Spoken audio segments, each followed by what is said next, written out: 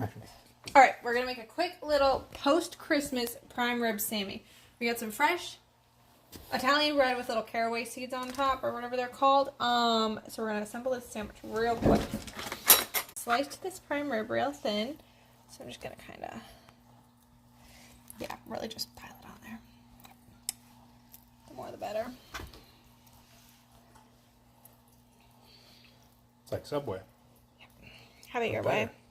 Pep. And P for a cameraman.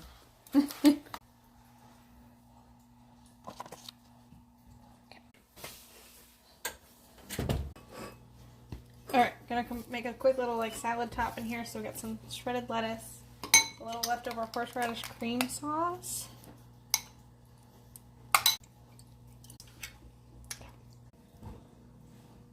Yeah, talk quick. Alright, some salad topping stuffed in here. We're 2 fish.